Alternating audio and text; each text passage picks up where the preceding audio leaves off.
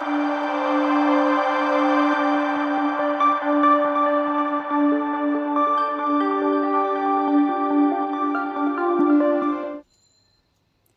there, my name is Payal Narayani and welcome to this video series.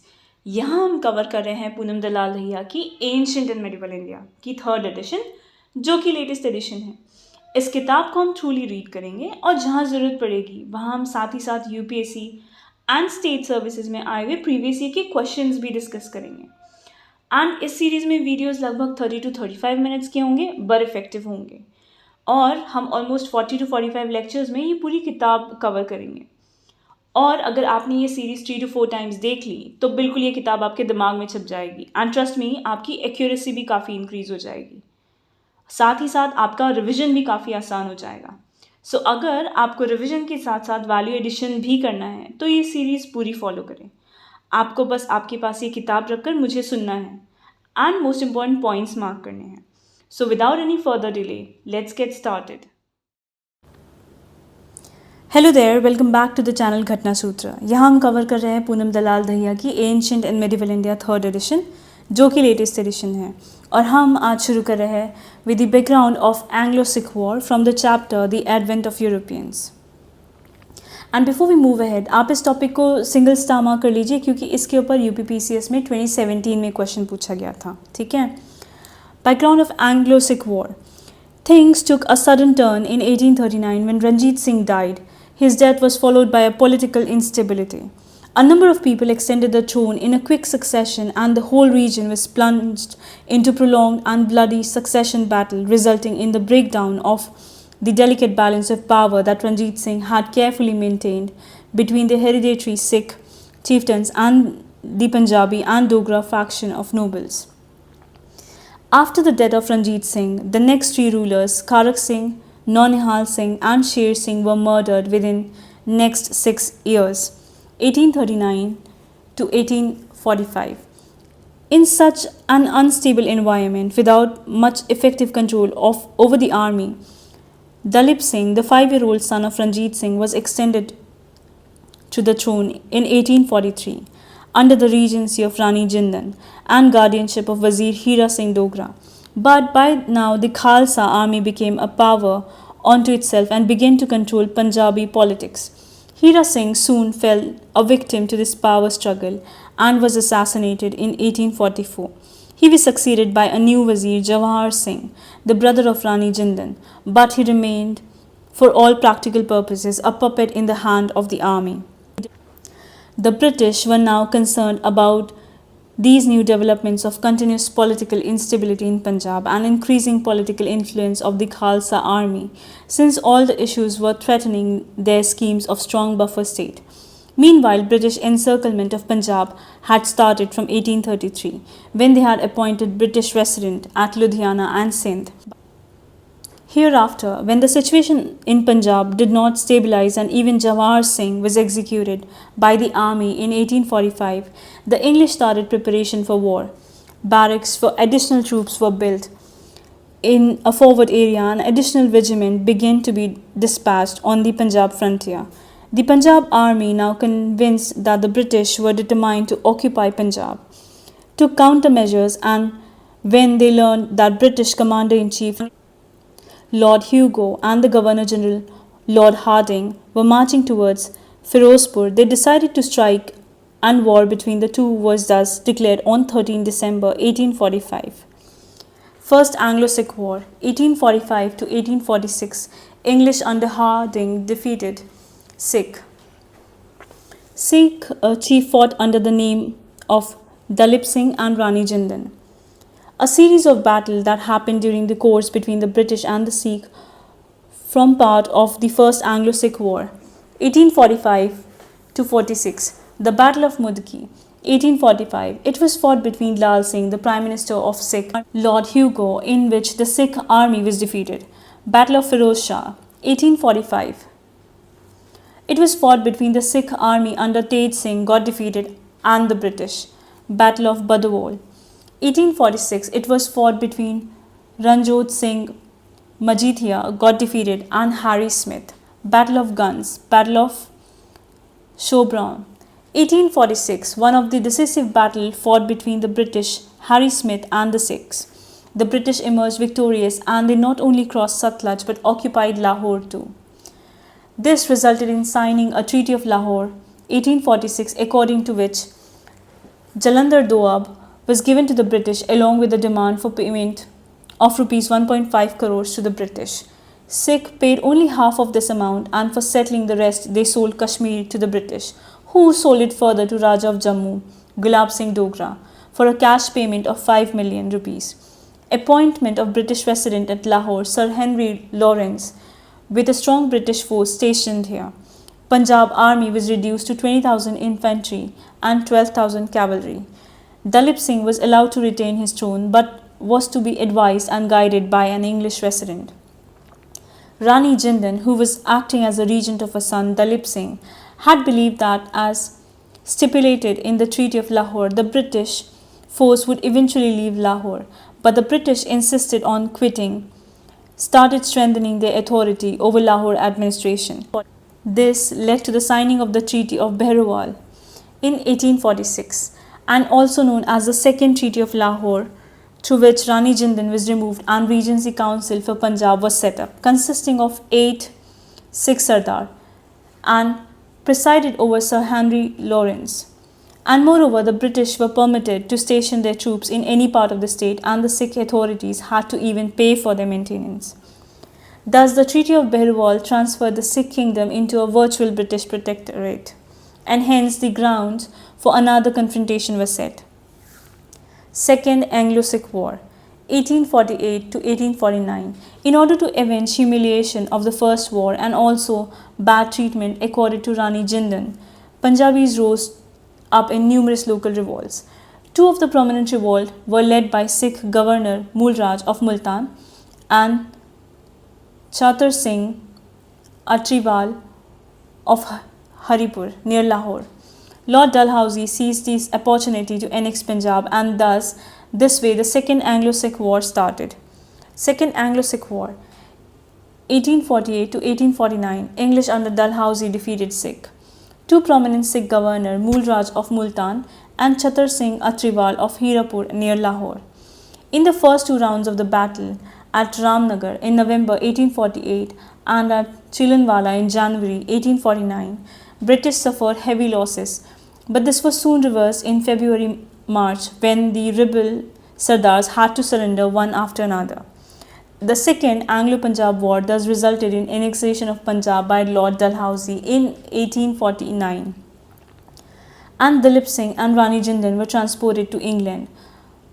A board of 3 commissioners was established consisting of Henry Lawrence, John Lawrence, Charles G. Mansell. In 1853, this board was abolished by Sir John Lawrence, was appointed as a Chief Commissioner for Punjab, who was subsequently made Lieutenant Governor of Punjab in 1859. The conquest of Punjab was followed by the annexation of several other princely states such as Satara, 1848, Jaipur, Sambalpur, Orissa, Jhansi, 1853, Nagpur, 1854, Awadh, 1856, on the basis of Lord Dalhousie's infamous doctrine of lapse. Thus, in 1857, the British has annexed 63% of the territories of Indian subcontinent and brought under its authority 78% of the population, while the rest remained under the Indian prince, who were autonomous only in name. Ideology of expansion, annexation through diplomatic alliances and administrative policies. The conquest of India by British was carried out using two-pronged approach. The first approach being annexation by the means of defeating Indian states in different wars and battles to emerge as paramount power in the Indian subcontinent, while the second approach focused on making effective use of diplomatic alliance and administrative policies to fulfill its dream of imperial expansion and consolidation of British paramountcy.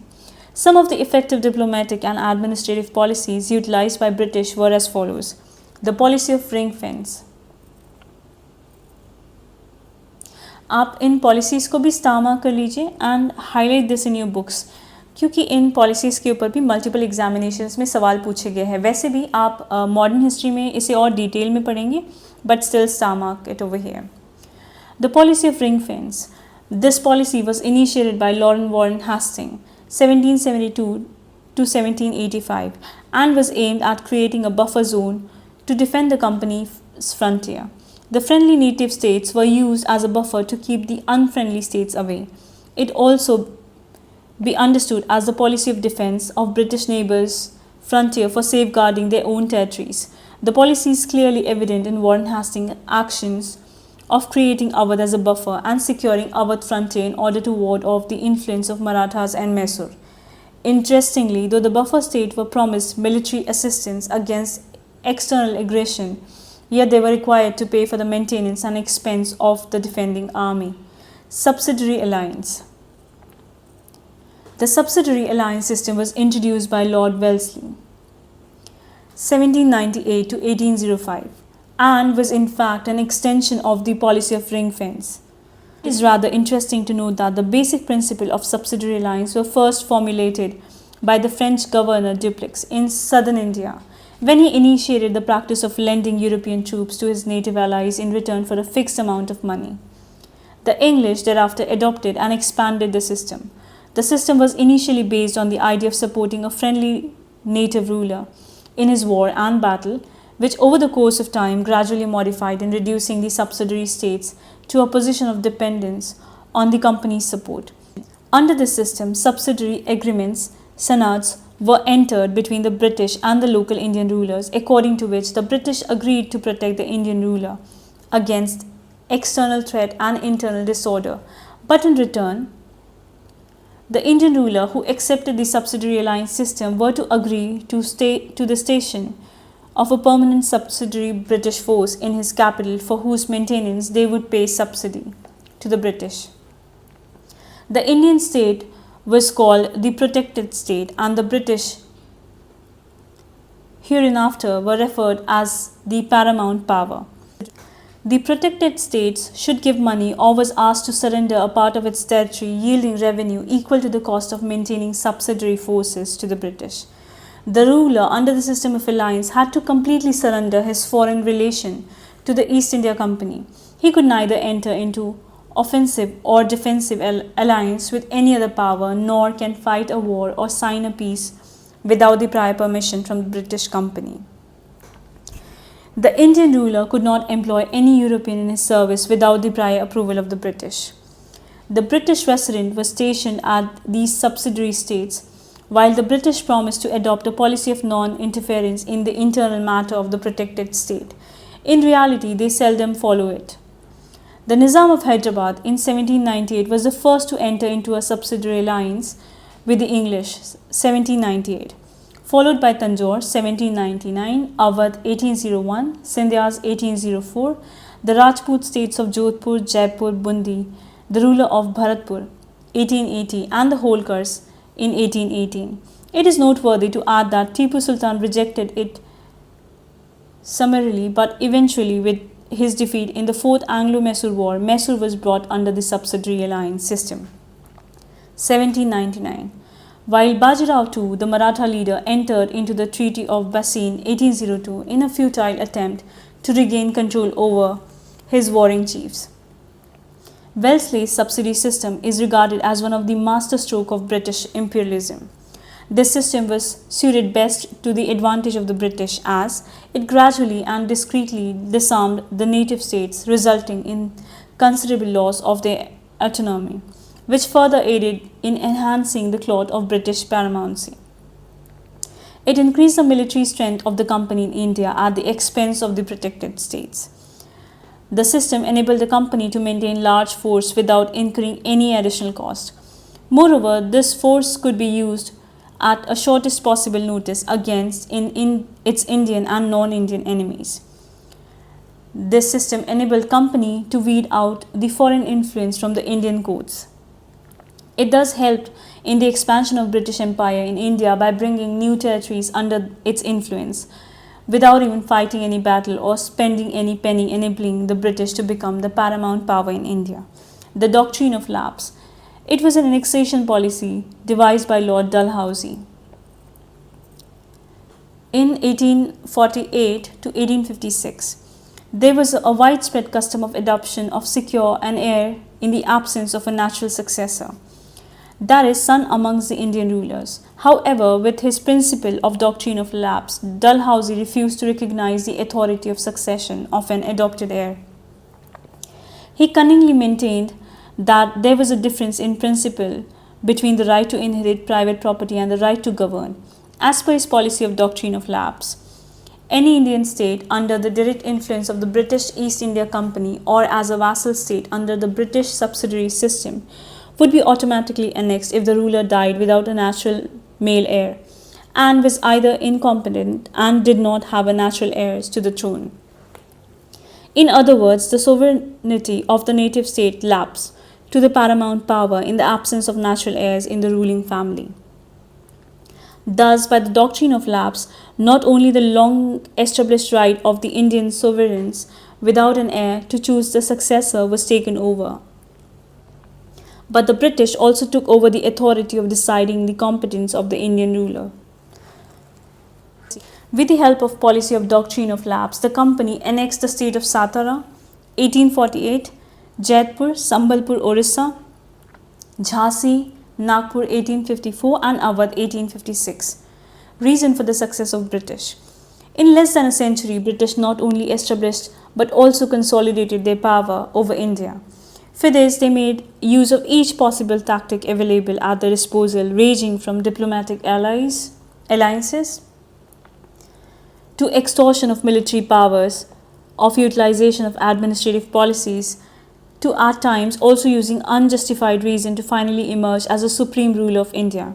However, there were certain factors responsible for the success of British in the conquest of India. Lack of political unity and statesmanship among Indian states. After the political power vacuum created by the Mughal decline, no single regional Indian state could rise up to the occasion. Some regional Indian states like Mysore, Marathas and the Punjab possessed the capability to counter British influence, but they were so busy fighting with each other that they failed to foresee the danger arising from growing political clouds of the British. At the critical time, they could not unite against the common foreign enemy and thus eventually had to surrender before the British one after another. Also, in the 18th century, they lacked the statesmanship of having a vision and consciousness of one nation, which eventually hurt them all. Use of superior warfare techniques, modernized arms and ammunition along with brilliant leadership. Having witnessed the Industrial Revolution in the 16th century, the British had an advantage of the latest and the most sophisticated weapons. As a matter of fact, their firearms were much better in terms of firing and in range as compared to Indian firearms.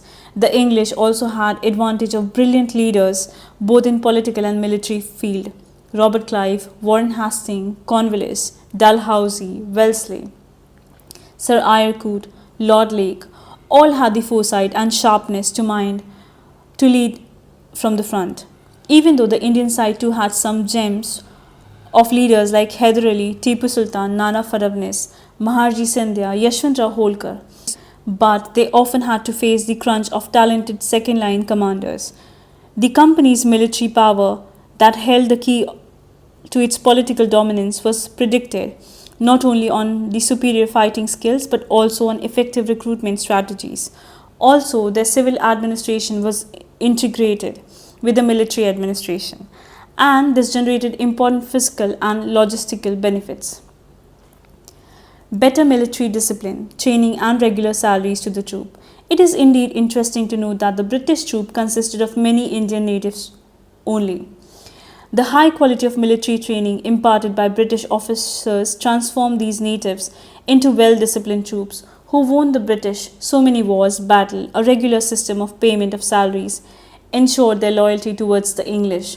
The Indian armies, on the other hand, were inadequately trained and poorly paid, who often were no match for the disciplined and well-trained British troop. Effective use of diplomatic policies like subsidiary alliance and the doctrine of lapse. These policies proved to be more effective instruments than bloody battles and wars for expanding the colonial footprint of the British. These diplomatic treaties not only allowed the British to establish their sphere of influence, but also at the same time saved them precious millions required for maintaining their troops. Later, the British used one or the other excuses to insubordinate the states completely.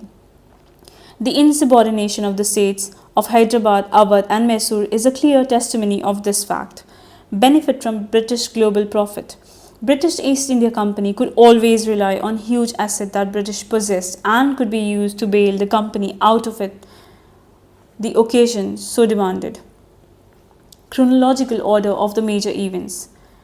First Carnatic War, 1746 to 1748, Dupleix and Barnet, Battle of Adyar, Treaty of Axilla Chapel 1748.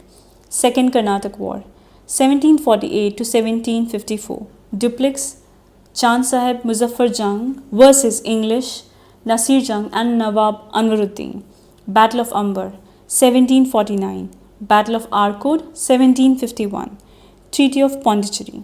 Third Carnatic War, 1756 to 1763, Count de Lally French versus General Ayrcourt English, Battle of Vandewash, 1760, Treaty of Paris.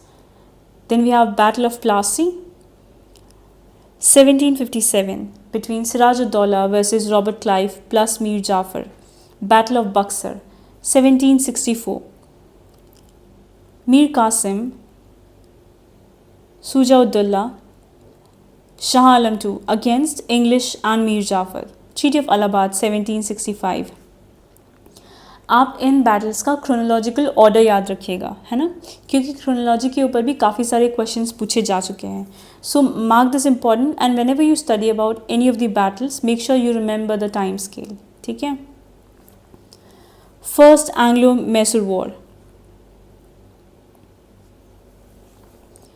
1767 to 1769, Hyder Ali versus English, Treaty of Madras, 1769. First Anglo-Maratha War, 1775 to 1782, Maratha Nana Fadavnis versus English and Raghuba under Lord Warren Hastings, Treaty of Surat, 1775, Battle of Talegaon, 1776, Treaty of Purandar, 1776, Treaty of Salbai, 1782. Second Anglo-Mysore War, 1780 and 1784, Hyder Ali versus English, Treaty of Mangalore, 1784. Third Anglo-Mysore War, 1790 and 1792, Tipu Sultan versus English plus Nizam and Maratha under Cornwallis, Treaty of Srirangapatnam, 1792. Fourth Anglo-Mysore War, 1799, Tipu Sultan and French versus English under Lord Wellesley. Second Maratha War, 1803 to 1805, Bajirao II and Britishers versus Holkars and Scindias under Lord Wellesley. Treaty of Bassein, 1802, Treaty of Rajpur Ghat, 1806, Pindari War, 1816 to 1818, British versus Pindaris. Third Maratha War, 1817 and 1818, Bajirao II, Daulat Rao, Appa Sahib Malhar Rao versus British under Lord Hastings. Annexation of Sindh, 1843 and Anglo-Sikh War, 1845 and 46.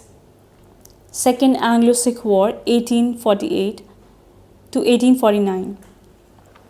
So that's all for today, and with the last chapter we have completed ancient and medieval India, right? So keep on watching Ghatna Sutra. See you next time.